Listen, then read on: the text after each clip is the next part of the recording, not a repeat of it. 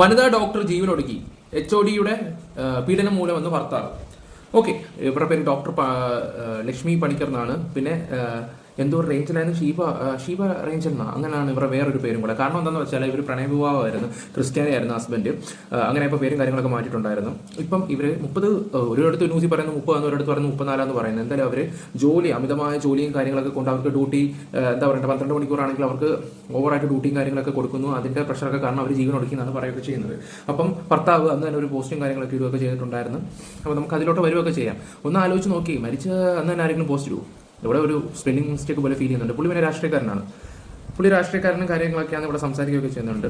ഈ ഒരു കേസ് കിട്ടില്ല. നമ്മൾ ഒരാളെ ആത്മാർത്ഥമായിട്ട് സ്നേഹിക്കുമ്പം ആ വ്യക്തിക്ക് അവിടെ ബുദ്ധിമുട്ടാണെങ്കിൽ ആ വ്യക്തി പറഞ്ഞാൽ പോലും നമ്മൾ വിളിച്ചിറക്കിക്കൊണ്ട് വരും. അവിടെ നിൽക്കണ്ട. പിന്നെ ഒരു പോരാത്തിനൊരു ഡോക്ടറാണ്, അവർക്കിപ്പോൾ ആ ഹോസ്പിറ്റലിൽ മാത്രം നിൽക്കണമെന്ന് നിർബന്ധമുണ്ടോ? ആ ഹോസ്പിറ്റലിൽ മാത്രം നിൽക്കുമെന്ന് പറയുമ്പം എന്തോ ഇവിടെ എന്തൊക്കെ ചെറിയ സ്പെല്ലിംഗ് മിസ്റ്റേക്കുകളും കാര്യങ്ങളൊക്കെ എനിക്ക് ഫീൽ ചെയ്യുന്നുണ്ട്. അതുകൊണ്ടാണ് ഞാൻ സംസാരിക്കുന്നത്.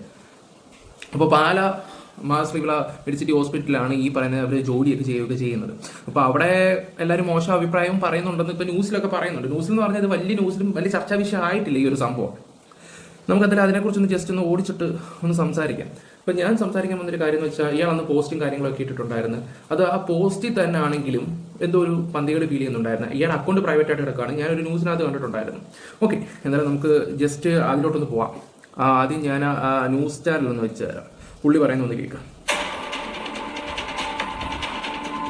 കത്തോലിക്ക സഭയുടെ പാലാരൂപതയുടെ കീഴിലുള്ള ചേർപ്പങ്കൽ മാർസ്ലിബ മെഡിസിറ്റിയിൽ ഇക്കഴിഞ്ഞ ഞായറാഴ്ച 19-ാം തീയതി വൈകിട്ട് 34-കാരിയായ ഡോക്ടർ ഷേബ റേഞ്ചൽ പണിക്കർ ജീവനൊടുക്കിയ സംഭവത്തിൽ ഗുരുതര ആരോപണങ്ങളുമായി ഭർത്താവ് രംഗത്ത്.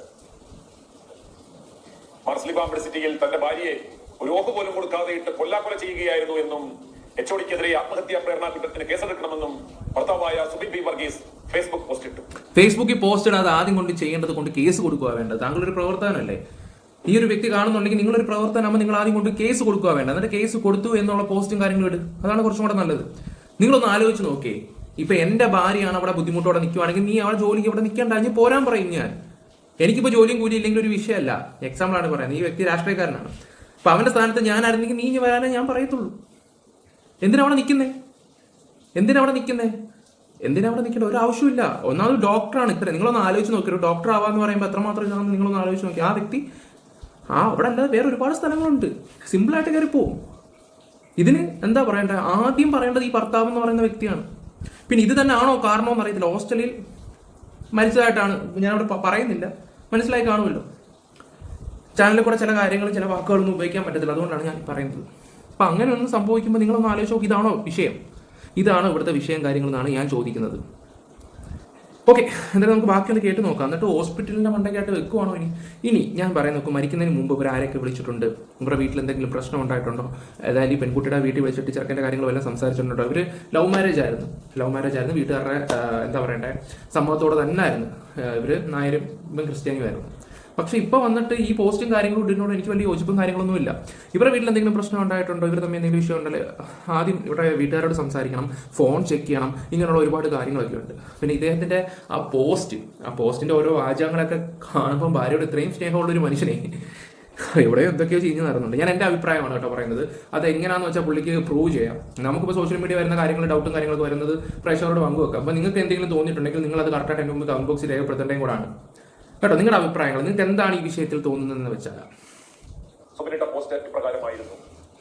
യാത്ര പറയാതെ പോയ എന്റെ പ്രിയപ്പെട്ടവൾക്ക്, കഴിഞ്ഞ 6 വർഷം എനിക്ക് വേണ്ടി മാത്രം ജീവിച്ചവൾ, എന്റെ സന്തോഷങ്ങളിൽ നിഴലായി കൂട്ടുനിന്നവൾ, ഇന്നവൾ ഓർമ്മയായി. ഒറ്റ വാക്കുപോലും പറയാതെ എന്നെ തനിച്ചാക്കി അവൾ യാത്രയായി. കഴിഞ്ഞ ബുധനാഴ്ച 24 മണിക്കൂർ നീണ്ട ഡ്യൂട്ടി കഴിഞ്ഞ് വീണ്ടും ഒരു ഡ്യൂട്ടി കൂടിയെടുത്ത് തളർന്ന് വശം കെട്ടാണ് അവൾ ഹോസ്റ്റലിലെത്തിയത്. വീട്ടിലേക്ക് വരുവാൻ അത്രമേൽ ആഗ്രഹിച്ചിരുന്നു എങ്കിലും HOD സമ്മതിച്ചില്ല. ഒന്ന് വിശ്രമിക്കുവാൻ പോലും വയ്യാത്ര ശാരീരിക തളർച്ച ഉണ്ടായിട്ടും അവിടെ നിന്ന് തന്നെ സോപ്പും തുറത്തും വാങ്ങി കുളിച്ച് അവൾ വീണ്ടും ഡ്യൂട്ടിക്ക് കയറി. ഈ ജോലി എനിക്ക് വയ്യ എന്ന് അവൾ സങ്കടത്തോടെ എന്നോട് പറഞ്ഞു. വേഗപ്പൊരു മോളെ എന്ന് ഞാൻ പറഞ്ഞപ്പോഴും എന്റെ ഉത്തരവാദിത്തങ്ങളിൽ നിന്ന് എങ്ങനെ ഇറങ്ങി വരും എന്നായിരുന്നു അവളുടെ ചിന്ത. ശനിയാഴ്ച പകൽ അവൾ സന്തോഷവതിയായിരുന്നു. പിതാവിനെ കണ്ട് അനുഗ്രഹം വാങ്ങി നിൽക്കുന്ന ഫോട്ടോ എനിക്ക് അയച്ചു തന്നു. രാത്രി വീഡിയോ കോളിൽ വന്നപ്പോഴും എന്നോടുള്ള സ്നേഹവും ജോലിയുടെ കഷ്ടപ്പാടുകളും അവൾ പങ്കുവച്ചു. സുമോനെ, ഉമ്മ ലവ് യു എന്ന് പറഞ്ഞ് ഫോൺ വെക്കുമ്പോൾ അത് ഞങ്ങളുടെ അവസാനത്തെ സംസാരമായിരിക്കുമെന്ന് ഞാൻ സ്വപ്നത്തിൽ പോലും കരുതിയില്ല. ഇത്രയും സ്നേഹമുള്ള ഒരു ഭർത്താവ്, നിങ്ങളൊന്ന് ആലോചിച്ച് നോക്ക്. പ്രണയ വിവാഹം ചിലപ്പോൾ ഒന്ന് ആലോചിച്ച് നോക്കിയേ. ഒരാൾ നായർ, ഒരാൾ ക്രിസ്ത്യാനി. ഞാൻ ഈ എടുത്തെടുത്ത് പറയുമ്പോൾ ആരൊന്നും വിചാരിക്കുകയൊന്നും ചെയ്യല്ലേ. ഇത്രയും എന്താ പറയണ്ടേ, സ്നേഹമുള്ള ഒരു ഭർത്താവിനെ ഇട്ടിട്ട് ഒരു ഭാര്യ പോകാന്ന് പറയുമ്പോൾ നിങ്ങളൊന്ന് ആലോചിച്ച് നോക്ക്. ഇത്രയും സ്നേഹമുള്ള, അല്ലെങ്കിൽ ആ മനുഷ്യനോട് എന്തെങ്കിലും ഒന്ന് പറഞ്ഞുകൂടെ? നേരത്തെ അദ്ദേഹത്തിനോട് കുറെ കാര്യങ്ങളൊക്കെ സംസാരിച്ചിട്ടുണ്ടായിരുന്നു. അവിടെ ഭയങ്കര ബുദ്ധിമുട്ടും കാര്യങ്ങളൊക്കെയാണ്, മോള് പോരെ എന്നാണ് ചേട്ടൻ പറയുകയൊക്കെ ചെയ്തത്. പക്ഷെ എന്റെ കർത്തവ്യം ചെയ്യേണ്ടേ, അങ്ങനെയൊക്കെയുള്ള പോസ്റ്റും കാര്യങ്ങളൊക്കെ നിങ്ങളൊന്ന് കേട്ട് നോക്കും. എവിടെയോ എനിക്ക് നെഗറ്റീവ് അടിച്ചു കഴിഞ്ഞാൽ ഞാനത് ഓപ്പണായിട്ട് നിങ്ങളോട് തുറന്നു പറയും. അതുകൊണ്ടാണ് ഞാൻ ഈ പറയുന്നത്. എനിക്ക് ആരുടെയും മണ്ടയ്ക്ക് കുത്തി വെക്കാനോ ഒന്നും നേരമൊന്നുമില്ല. ഞായറാഴ്ച രാവിലെ പതിവ് കോൾ വരാത്തതുകൊണ്ട് ഞാൻ മോളെ വിളിച്ചു. അപ്പോൾ എടുത്തില്ല. തുടരെ വിളിച്ചു, എടുത്തില്ല. പരിഭ്രമിച്ച് ഞാൻ അവരുടെ സിസ്റ്ററെ വിളിച്ചു. അവർ റൂമിന് മുന്നിലെത്തി വാതിൽ മുട്ടുന്നതും പിന്നീട് വാതിൽ തകർക്കുവാൻ ശ്രമിക്കുന്നതും ഫോണിലൂടെ കേട്ടപ്പോൾ എന്റെ ഉള്ളുലഞ്ഞു. ഒടുവിൽ വാതിൽ തുറന്ന് അവളെ ആശുപത്രിയിൽ എത്തിച്ചപ്പോഴേക്കും എന്റെ പൊന്നുമോൾ എന്നെ വിട്ടുപോയിരുന്നു. എല്ലാവർക്കും ഒരേ മനക്കരുത്ത് ഉണ്ടാവില്ല. പത്തനംതിട്ടയിലേക്ക് ഒരു മാറ്റത്തിന് വേണ്ടി അവൾ ഒരുപാട് ശ്രമിച്ചിരുന്നു. എനിക്കൊപ്പം ഇരിക്കുവാൻ അവൾ അത്രമേൽ കൊതിച്ചിരുന്നു. വിശ്രമമില്ലാത്ത ഡ്യൂട്ടികൾ നൽകി അവളെ തളർത്തിയവർ ഒന്നോർക്കുക. ബുധനാഴ്ചത്തെ ആ ഡ്യൂട്ടി കഴിഞ്ഞ് അവളെ വീട്ടിൽ വരുവാൻ ഒന്ന് അനുവദിച്ചിരുന്നെങ്കിൽ, അല്ലെങ്കിൽ ആ ഞായറാഴ്ച അവൾക്ക് വിശ്രമം നൽകിയിരുന്നുവെങ്കിൽ ഇന്ന് അവൾ എന്റെ കൂടെ ഉണ്ടായേനെ. കഴിഞ്ഞ ആഴ്ച അവൾ സെർവിക്കൽ ക്യാൻസർ പ്രതിരോധ കുത്തിവെപ്പ് എടുത്തിരുന്നു.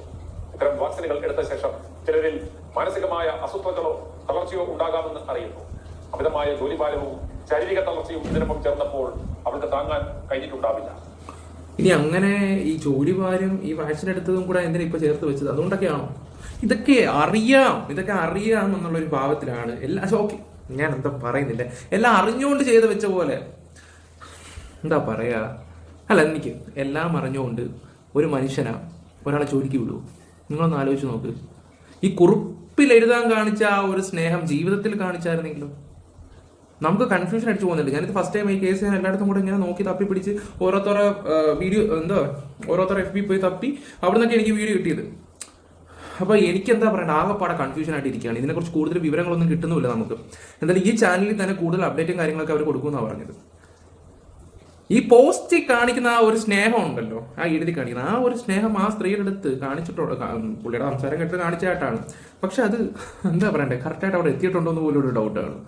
ഞാൻ പറയില്ല, എനിക്ക് ഭയങ്കര, ഞാൻ ലൈവായിട്ട് എടുക്കുന്നതാണ്. ഇവിടെ എഡിറ്റിങ്ങോ കട്ടിങ്ങോ അങ്ങനെയുള്ള പരിപാടിയില്ല. എനിക്ക് എന്ത് തോന്നുന്നുണ്ട്, എൻ്റെ മൈൻഡ് എങ്ങനെയൊക്കെയാണ് ഇത് ചെയ്യുന്നതെന്ന് വെച്ചാൽ നിങ്ങൾക്ക് മനസ്സിലായി കാണും. നിങ്ങൾക്ക് എന്താ തോന്നുന്നത്? എവിടെയോ എന്തൊക്കെയോ ചീഞ്ഞ് നാർന്നയായിട്ട് എനിക്ക് പേഴ്സണലി ഫീൽ ചെയ്യുന്നുണ്ട്. ഞാൻ ആ പുള്ളിയെ കുറ്റപ്പെടുത്തുകയൊന്നും ചെയ്യല്ല. പുള്ളി എന്താ പറയുക, തെളിയിക്കാൻ നോക്കുക, അവിടുത്തെ ഹോസ്പിറ്റലിൻ്റെ കാര്യങ്ങൾ അവരുടെ കയറി കേസ് കൊടുക്കുക, എന്താണെന്ന് വെച്ചാൽ കറക്റ്റായിട്ട് ചെയ്യാൻ നോക്കുക. പക്ഷേ എനിക്ക് എന്തൊക്കെയോ ഡൗട്ടും കാര്യങ്ങളൊക്കെ ഫീൽ ചെയ്യുന്നുണ്ട്. ഇവരുടെ എന്തെങ്കിലും പ്രശ്നങ്ങളോ കാര്യങ്ങളോ ഉണ്ടോ എന്ന് നമുക്കറിയത്തില്ല. ഇനി പോസ്റ്റ്മോർട്ടം റിപ്പോർട്ടിൽ എന്തൊക്കെയാണെന്ന് എനിക്ക് കണ്ടറിയാം. അതിൻ്റെ ഒന്നും വന്നിട്ടില്ല. ജോലിഭാരവും മാനസിക തളർച്ചയും ഒരു മനുഷ്യനെ എത്രത്തോളം തകർക്കുമെന്നതിന്റെ തെളിവാണ് എന്റെ ഈ നഷ്ടം. ഒരുപാട് പ്രതിസന്ധികളെ അതിജീവിച്ചവളായിരുന്നു അവൾ. പക്ഷെ ഇതിനെ അതിജീവിക്കുവാൻ അവൾക്കായില്ല. നീ തന്ന സ്നേഹവും ഓർമ്മകളും മാത്രം ബാക്കിയാക്കി നീ പോയി. എന്റെ പ്രിയപ്പെട്ടവൾക്ക് 1000 ഉമ്മകൾ. നിന്റെ ഓർമ്മകൾക്ക് മുന്നിൽ പ്രണാമം. ഭാര്യ ആത്മഹത്യ ചെയ്ത അന്ന് തന്നെ ഭർത്താവിട്ട ഒരു പോസ്റ്റാണിത്. ഭാര്യ ജീവനൊടുക്കിയ അന്ന് തന്നെ ഇപ്രകാരം കാവ്യാത്മകമായി ഒരു ഭർത്താവിന് പോസ്റ്റ് ഇടുവാൻ സാധിക്കുമോ എന്ന ഒരു സാമാന്യ ചിന്തയുടെ അടിസ്ഥാനത്തിലാണ് ഞങ്ങൾ ഈ വിഷയത്തെക്കുറിച്ച് അന്വേഷണം ആരംഭിച്ചത്. ആ വിഷയത്തിൽ വെളിപ്പെട്ട കാര്യങ്ങളാണ് ഇനി ഞങ്ങൾ പ്രേക്ഷകരുമായി പങ്കുവയ്ക്കുവാൻ പോകുന്നത്. ജീവനൊടുക്കിയ Lakshmi R Panicker Konni EMS charitable society ഭരണസമിതി അംഗം വി രംഗനാഥിന്റെയും വിരമിച്ച തഹസിൽദാർ സതിയമ്മയുടെയും മകളായിരുന്നു. പഠനത്തിൽ മിടുക്കിയായിരുന്ന ലക്ഷ്മി MBBS പഠനം. അന്ന് തന്നെ ആരെങ്കിലുമൊക്കെ പോസ്റ്റ് ഇടുവോ? അന്ന് തന്നെ രണ്ടുപേരും ഇത് എനിക്കറിയത്തില്ല. പെണ്ണിന്റെ വീട്ടുകാരെ കേസെടുത്താലേ വല്ല ഗുണമോ കാര്യങ്ങളൊക്കെ ഉണ്ടാകത്തുള്ളൂ. എന്താണ് ഇതിന്റെ സത്യാവസ്ഥ നമുക്കറിയാമല്ലോ. കേസ് എടുത്തു കഴിഞ്ഞാൽ പുള്ളിയുടെ ഫോണും പരിശോധിക്കേണ്ടി വരും, രണ്ടും നോക്കേണ്ടി വരും. നോക്കാം. പിന്നെ പുള്ളിക്കാരൻ പറയുന്നത് എന്താണെന്ന് വെച്ചാൽ അവരുടെ വീട്ടുകാരുടെയും കാര്യങ്ങളൊക്കെയാണ്, വലിയ സംഭവവും കാര്യങ്ങളൊന്നും ഇല്ല. ഇതിന്റെ എന്തെങ്കിലും ഇനി അപ്ഡേറ്റോ കാര്യങ്ങളോ ഉണ്ടെങ്കിൽ ഇവർ തപ്പും. ഞാൻ എൻ്റെ വീഡിയോയിൽ കൂടെ ഇത് ചെയ്യാം. എനിക്ക് ഇതിനെ അന്വേഷിച്ച് പോലെ ഒരു കോൺടാക്റ്റോ കാര്യങ്ങളോ ഒന്നും കിട്ടിയിട്ടൊന്നുമില്ല. ഈ വീഡിയോ ഒക്കെ ഞാൻ ഒരു 2 മണിക്കൂർ കൊണ്ട് ഇങ്ങനെ നോക്കിയാണ് മരണ വീഡിയോ ഒക്കെ ഞാൻ നിങ്ങളുടെ മുമ്പിൽ എത്തിക്കുകയൊക്കെ ചെയ്തത്. ഓക്കെ, നമുക്ക് നോക്കാം. എന്തായാലും നിങ്ങളുടെ ഡൗട്ട് ഓരോ കാര്യങ്ങൾ ചിലപ്പം ചില കമന്റ് ഒക്കെ ചില കേസിന്റെ ഒക്കെ വഴിതിരിവ് മാറിയിട്ടുണ്ട്. സീരിയസ്ലി നിങ്ങൾക്ക് എന്തൊക്കെ തോന്നുന്നു വെച്ചാൽ കറക്റ്റായിട്ട് കമന്റ് ഇടുക. കൂടുതൽ ഞാനൊന്നും പറയുന്നില്ല. വീഡിയോ ഇഷ്ടപ്പെട്ട ലൈക്ക് ഷെയർ സപ്പോർട്ട് ചെയ്യുക. Bye, love U.